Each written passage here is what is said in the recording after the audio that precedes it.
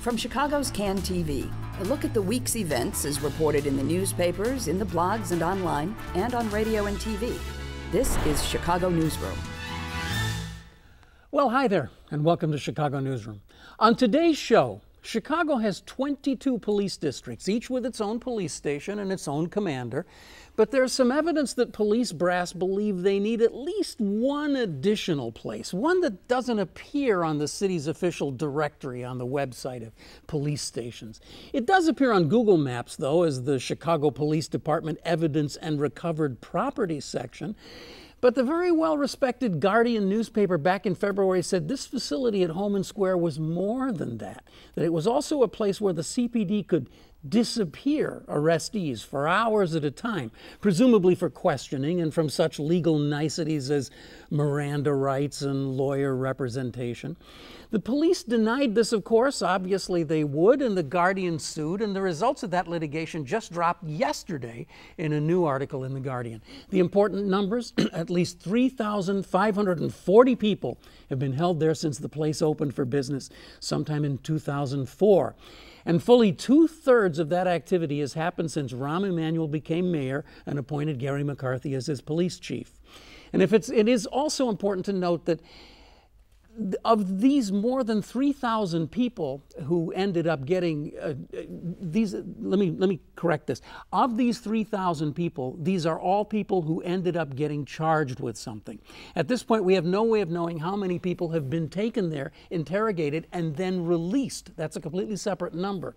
In media interviews, one of the Guardian's reporters said he was tipped to the existence of this place by the head of the Chicago Justice Project, and that would be Tracy Siska, who's sitting in the studio with us right here today. Tracy Siska, welcome to Chicago Newsroom. Thanks for having me. So I have to ask you, journalist to journalist, I guess you'd say, what in the world got you involved in this story? How did you get involved and interested in this story? So the Chicago Justice Project is part of a coalition of organizations that work on police accountability policy, and we meet a couple times a year with internal affairs, with the head of Independent Police Review Authority, or IPRA, and the superintendent roughly about once a year. And one of those groups in the coalition is First Defense Legal Aid.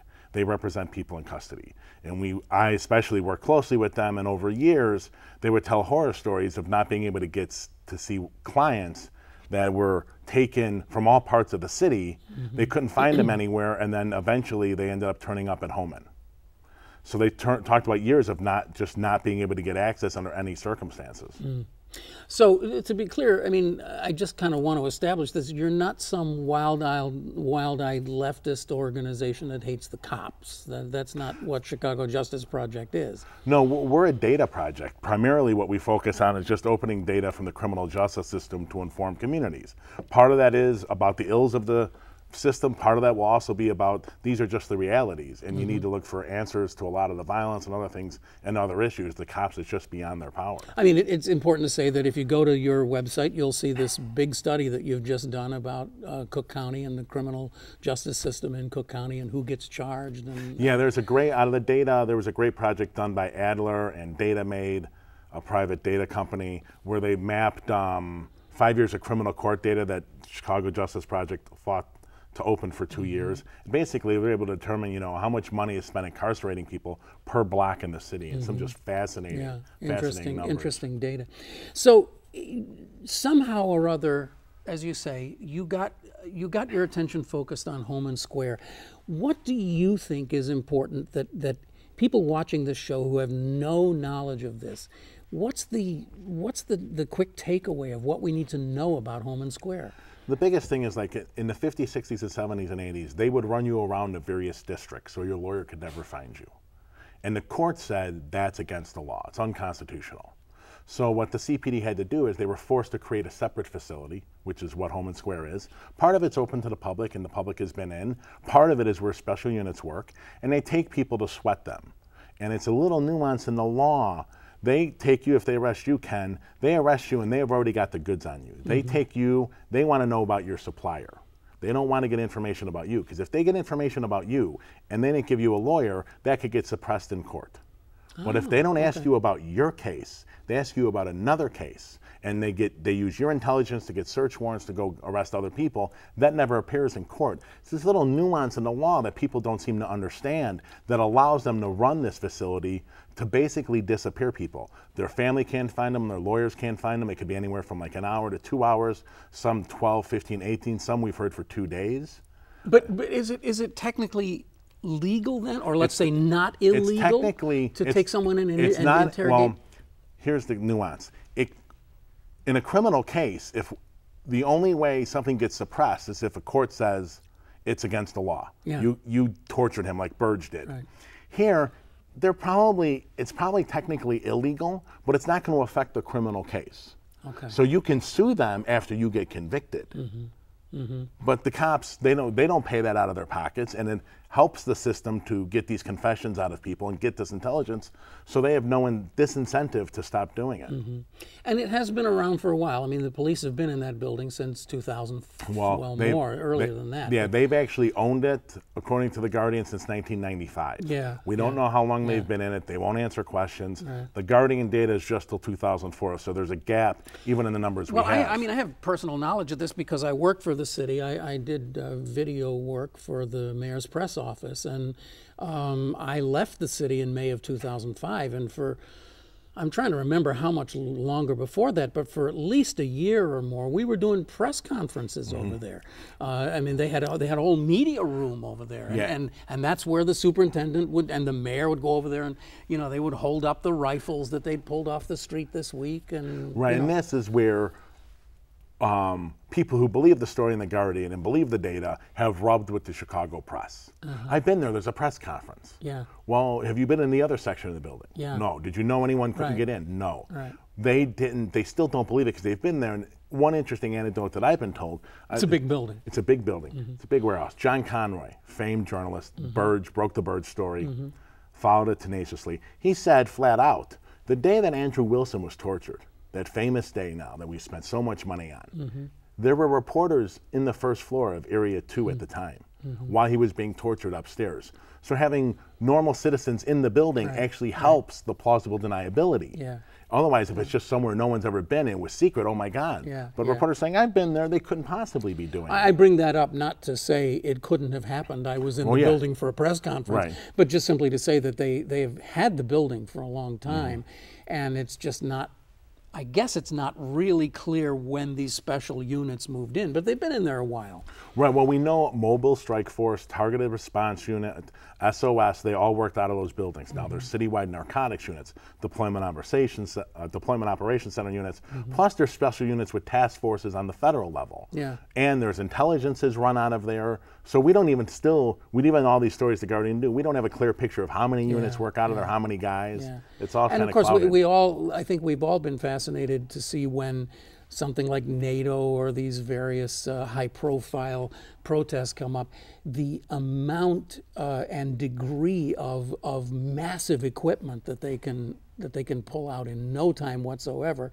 That's all got to be stored somewhere, and I presume some of it might be there. Yeah. Oh, yeah. And that's where they learn how to use it. They have these. Now they have these fake cell phone towers called Stingrays. Yes. They can drive around and pull people's information off their phones. So we're believing all of that stuff is at Homan. But the CPD has yet to make a real on-the-record comment. So again, we have to be clear here. There's nothing wrong with a big city police department having operations that are not inside their police district stations. I mean, it's perfectly okay for them to have these operations. I'm saying that, I don't know if you would say that, but the real issue seems to be that these lesser known sites invite the possibility of some kind of abuse. Right, and when our coalition went in to meet with Internal Affairs and confront them finally, this is in around 2011, about Homan. They're like, well, is it a holding facility? Do they hold people there? ACLU was there. They said, well, you can't get a lawyer unless you're in a holding facility? No. And I told the police, the head of Internal Affairs and the Deputy General Counsel, this is why people hate you. This is why there's so much distrust. You're looking at a class action lawsuit, lock, stock, and barrel. FDLA's got 100 cases. They can't get into your facility to see people, family members that called them and hired them. Sorry, that is a big loss for the department. And it took them a year, but they changed the general order. And as of, I think, September 2012, somewhere around there, lawyers should be giving access to Homan. It doesn't seem like it's happening, though. Well, as I've heard you point out in other media, like Beechwood Reporter, which has been doing some great reporting on this, the police department have responded to the initial, as we said in the introduction, they've responded to the initial Guardian story by saying, no, it's not true. Anybody who's being held there has the right to ask for a lawyer. It's just simply the fact. You can have a lawyer if you're there. And as you've pointed out, the part of that sentence that's missing is, when can you get that lawyer? Right, exactly. And that's, you know, many lawyers have been told, FDLA over and over again, get out, you're never getting in. There's a guard at the gate. Why are you doing here? You're never getting in. Don't worry about it.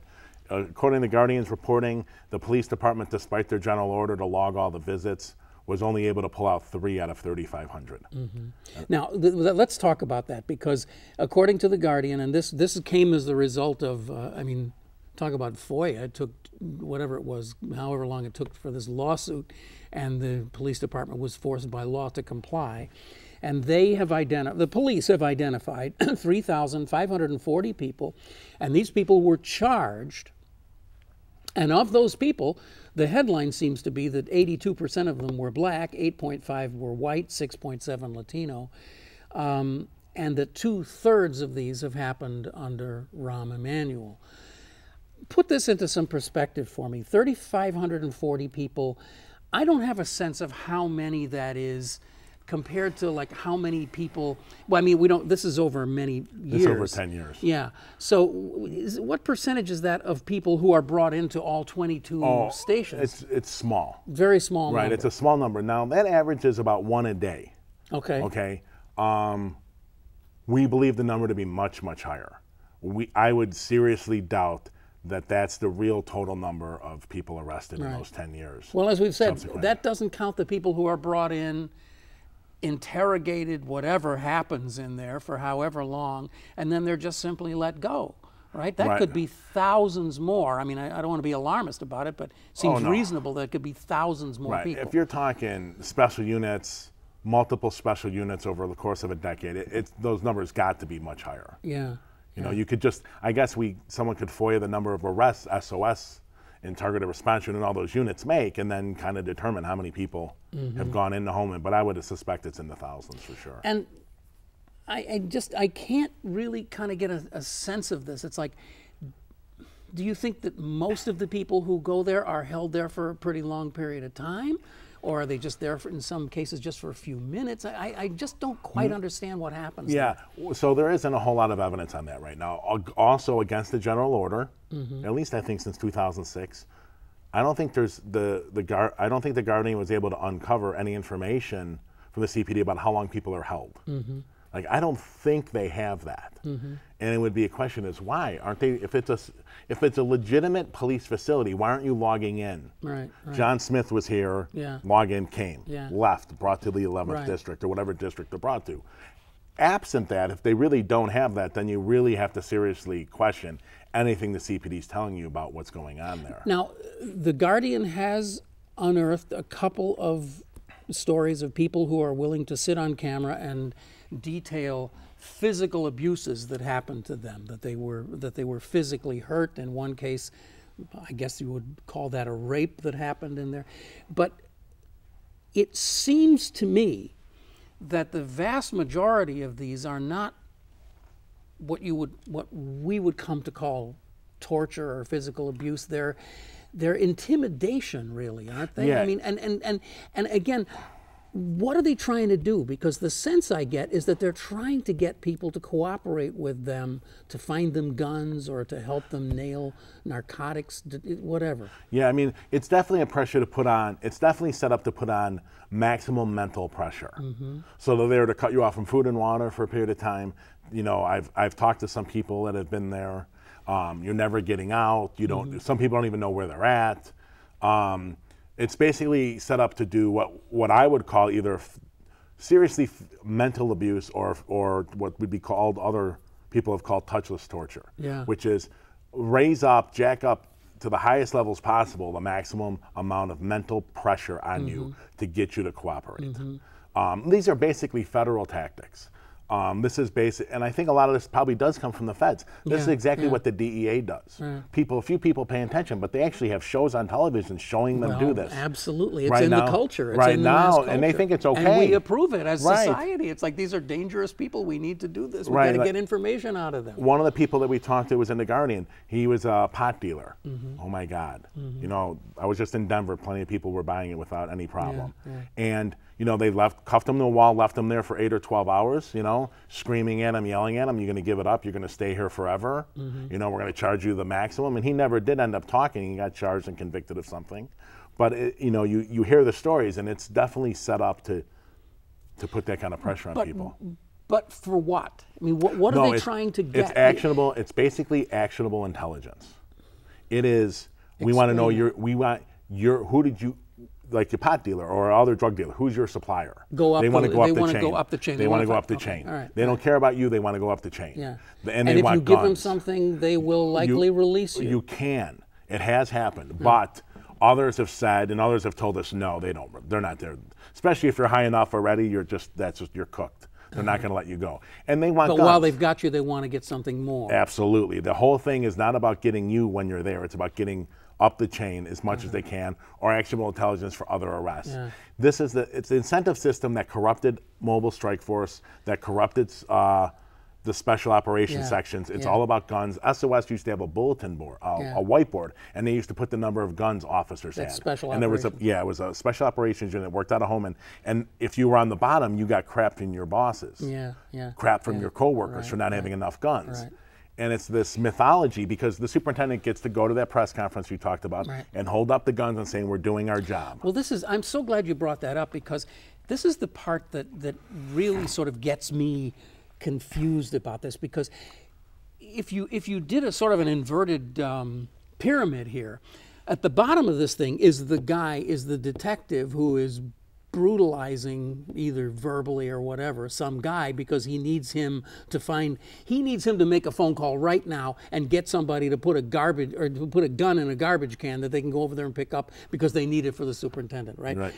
But it goes rapidly up from there, because that guy is fearing for his job, because his commander just told him, you only gave me 20 guns last month, I need 30 from you, or I'm busting you down to, you're going to be working an all-night patrol in Englewood, right?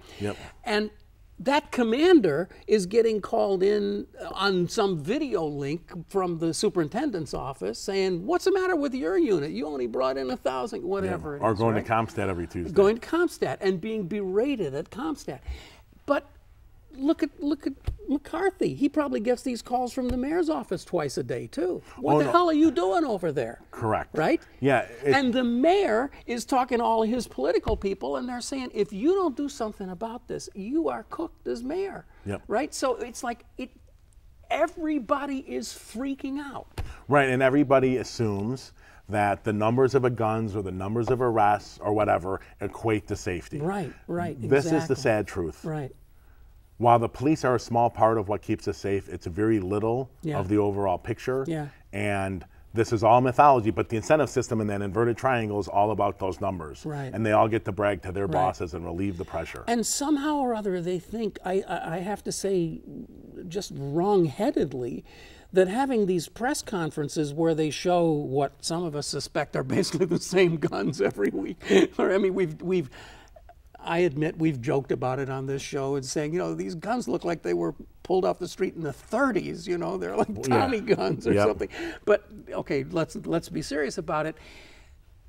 They believe that having these press conferences and saying the problem is guns and we're pulling guns off the street more than any other city, which I suppose statistically must be true, that somehow that helps. And we get back to this thing constantly about getting guns off the streets. This is not the first superintendent who has said or the first mayor, because Daley said it too, we've got to have these laws, we've got to have more mandatory sentencing and getting more people in prison for owning and using guns.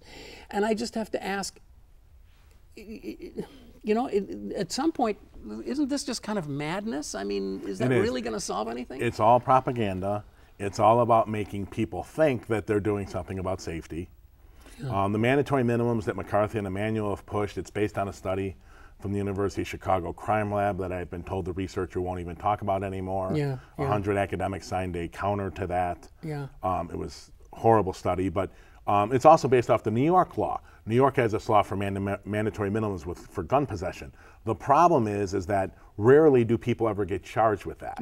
So basically what it becomes is leverage for plea bargains with the state's attorney. So we've taken out of judges in public their discretion and put it privately in the hands of the state's attorney to decide what's best for people. And then we incarcerate people at $40,000 a year for these charges. And don't get me started on this thing, but if we took even 2/3 of what we spend for improperly incarcerating people and put it into the school system and got these kids when they were, when they're 6 or 5 or 4 years old and started. But anyway. Well, right, and how about employ their parents? Or employ their parents. How about give them real alternatives, real economic opportunities? While we're talking about these things, the city council has, some aldermen have proposed this thing called the stop ordinance, which would mandate that the police have to make more detailed records of who they arrest and when and how. Are you behind that? Do you think that's an important thing? It's basically trying to capture more data on stop and frisk. You're a data guy. Yeah, and I'm all about it. I think we should definitely have it. I think the fact that we don't just shows a police department that doesn't want oversight. McCarthy talks all about oversight and accountability, and he's transparency and accountability have definitely taken steps back since his time here. Well, I mean, there are plenty of people who would say that that's been true of the Emanuel administration in general. Transparency, and then of course there's always the old, it's all on the website. We put it on the website. Correct. Well, the annual report isn't on the website. He stopped it.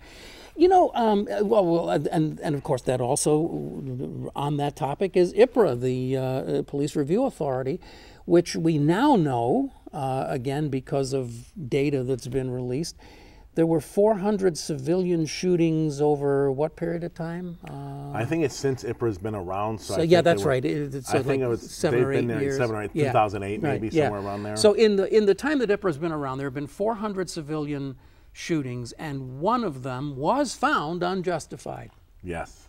And this is the big problem we have in civilian accountability across the board in the country for police. It doesn't work. They should almost all be just thrown out.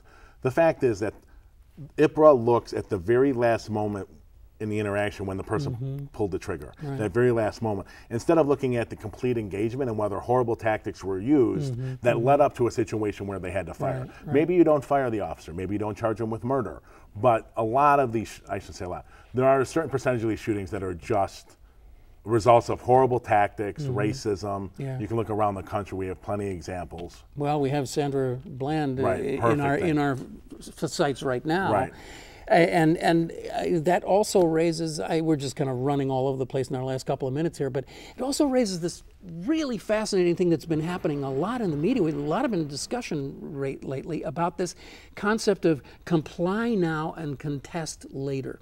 That advice is being given particularly to people of color, that when you have a police officer, even if he appears to be acting irrationally, just simply go along with it. Otherwise you could end up hurt or shot.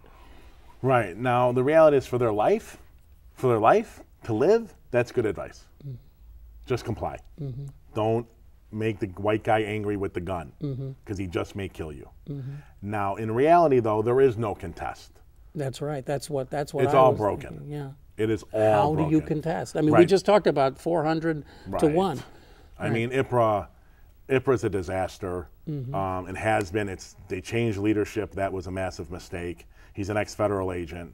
That has taken steps backwards. But it's all broken all over the country. There's no really good shining example of police accountability systems. I teach on it now. I wish there was. Right now, the system, and we're trying to push this in Chicago now, is the creation of an auditor's office, which is basically 4 or 5 lawyers and researchers. The New York Police Department has what a New York Inspector General, where all they do is look at big data, to analyze trends, and they would be able, hopefully, to uncover something like Homan by looking at big data. the individual complaints, someone made a complaint, let's investigate it, that system's broke. And the problem is people in communities of color in urban areas especially have been there, done that on these things and have gotten no satisfaction. Yeah. Yeah, and you know, when you really just kind of come down to it, it's like it sounds like you listen to, you know, two guys sitting here talking like this, like we're just excoriating police. And I would have to say, and I say this every time, it's like I couldn't do that job for an hour. You know, I mean, it is a very difficult job, and they really are in the middle of everything because they're up against crime, but on the other side, they're up against us. We are demanding of them things that they can't physically or rationally do. Correct. Well, one is the pressure and the politicians and the public pressure and the politicians, all pressure, stop crime. Well, they can't. Right. So it's automatically setting up failure. Second of all, they're poorly trained. They are trained to meet resistance with extra resistance. To immediately establish control and dominance. Horrible. They need to be trained with de-escalation and patience. You should be able to scream anything you want at a cop for as long as you want, and the cop should be able to sit there and take it because they've been trained well to do it. A lot of these situations could be de-escalated, and it showed a little bit in the NATO where the people tried to goat the cops and they just sat there. Just going to mention that, right? This is what has to happen around the board, but the problem is you're talking about racism involved. You're talking about all kinds of things that convolute that situation. So one other last just random point was that I looked at the graph in the Guardian, and it shows that indeed 2/3 of these arrests or whatever you want to call them, these events at Homan have happened during the McCarthy era. But if you look at 2015, those numbers are down almost below when Rahm Emanuel came in. So the question is, have they responded to this public awareness? And I'm sure they have. I'm sure they have. There's lawsuits. There's at least one lawsuit. I think class action with three plaintiffs. So I would bet they have. I bet they're worried about something going wrong in one of those interrogations and opening up the ball of wax. Now, of course, the cynic in me says there's too much glare, there's too much spotlight, there's reporters hanging around looking at this. We'll just find another place. Maybe they've got another place. And maybe that would explain why only 6% of the people ever taken there were Latino. Maybe there's a Latino Homan Square. Correct. And also they could just be waiting for the Guardian to finish its run. I mean, if you live in Chicago and you don't read the Guardian, it's pretty hard to know that there was another story. We were both just commenting that this hasn't had a lot of play in the Chicago media. And I wish we had another half hour just to talk about that and why that is. Unfortunately, we're done for. Can you believe it? It's over. Well, Tracy, it was really interesting talking to you today, and we've tried to get you on the show for quite a while, but your teaching schedules made it hard to do, and I hope we can get you again sometime because there's so many of these issues to talk about, and big data is our friend. It ultimately, yeah. Thank you so much for being here. Thanks for having me. Tracy Siska from the Chicago Justice Project here on the Chicago Newsroom, and you have been watching Chicago Newsroom. It's a community service of CAN TV. I'm Ken Davis. You can find us here on cable, but you can also see us online at this here address any old time you want, and it's a really good way to watch the show and listen to it on iTunes too. I am Ken Davis, and I'll be back next week with another show right here on CAN TV. Thanks for watching. Bye.